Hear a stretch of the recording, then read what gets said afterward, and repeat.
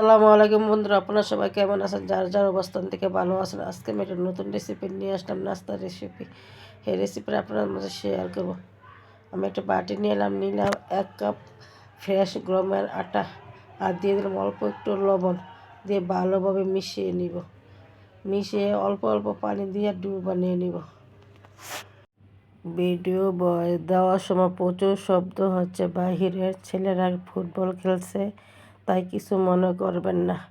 আমি অল্প অল্প একটা পানি দিয়ে ভালো করে একটা ব্যাটারটা রেডি করে নেব। দেখ, একটা স্মুথ ডো বানিয়ে নেব। আমার এই ভিডিওটা যারা যারা দেশ ও দেশের বাইরে থেকে দেখছেন, আমার চ্যানেলটি সাবস্ক্রাইব করে পাশে থেকে যেতে পারেন। অলরেডি যারা আমার চ্যানেলটা সাবস্ক্রাইব করে দিয়েছেন তাদেরকে জানাই অসংখ্য ধন্যবাদ। এতে পানি দিয়ে একটু একটু পানি দিয়ে আমি বারবার ব্যাটারটা ডো বানিয়ে নিয়েছি। এবার অল্প একটু দিয়ে দিলাম বেকিং সোডা, বেকিং পাউডার না, দিয়ে ভালোভাবে একটু মিশিয়ে নিব। মিশিয়ে আমি আধা ঘন্টার জন্য রেস্টে রেখে দিব। এবার নাস্তার জন্য আমি পুর বানিয়ে নেব। আমি চুলাতে ফ্রাই প্যান বসিয়ে দিয়ে দিলাম একটু তেলটা আমি নেড়ে চেড়ে একটু ফ্রাই প্যানে লাগিয়ে নিলাম। এবার দিয়ে দিলাম একটা ডিমটা আমি নেড়ে চেড়ে দেব। আস্তে আস্তে আমি ভালোভাবে নেড়ে চেড়ে দেবো।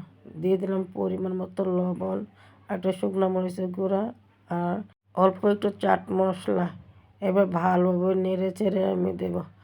ভিডিওটা দেখতে দেখতে যারা এই পর্যন্ত চলে এসেছেন, একটা লাইক দিতে ভুলে গেছেন, একটা লাইক দিয়ে ভিডিওটা কন্টিনিউ করবেন। আর নতুন নতুন ভিডিও পেতে আমার চ্যানেলটি সাবস্ক্রাইব করে আমার পাশে থেকে যেতে পারেন। এই যে পুরটা রেডি হয়েছে, আমি ব্যাটারটা আবার একটু ভালোভাবে নেড়ে চেড়ে নিব 2 মিনিট, যদি ধরা পেকে না তাই। এবার চুলাতে আবার চলে এলাম, একটা একটা করে নাস্তা রেডি করে নেব। এবার চুলাতে দিয়ে দিলাম ব্যাটার। এইভাবে না একটা নাস্তা বানিয়ে দেখবেন, খেতে দুর্দান্ত লাগে।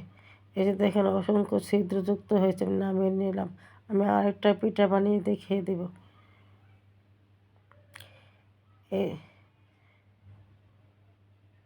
এই যে দেখেন কত জালিযুক্ত হয়েছে পিঠাগুলো। এইভাবে এই পিঠাটি বানিয়ে ছোট বড় সবাই পছন্দ করবে। এখনও আমার নাস্তাটা রেডি হয়নি। আমি একে একে সবগুলো পিঠা বানিয়ে নিলাম। এই যে দেখেন কত অসংখ্য যুক্ত ছিদ্র হয়েছে। এবার আমি একটা বাটি নিয়ে নিলাম। আমি একটা পিঠা দিয়ে দিলাম, দিয়ে এই যে ডিমের পুরটা বানিয়ে রেখেছি, আমি ডিমের পুরটা দিয়ে দিলাম। আবার উপরে আরেকটা পিঠা দিলাম। এবার একটা স্টিল গ্লাস দিয়ে আমি পিঠা শেপ করে কাটিয়ে নেব। আমাদের ছোটো বাটি নেই, তাই স্টিলের বাটি দিয়ে কেটে নিয়েছি। আপনারা যে যেমন পারেন এইভাবে কেটে নেবেন। আমি আরেকটা পিঠা দেখিয়ে দিচ্ছি, যে দেখেন কত সুন্দর হয়েছে। এভাবে একবার বানিয়ে দেখেন, খেতে দারুণ লাগবে, আর বাচ্চারাও ছোটো বড় সবাই পছন্দ করবে।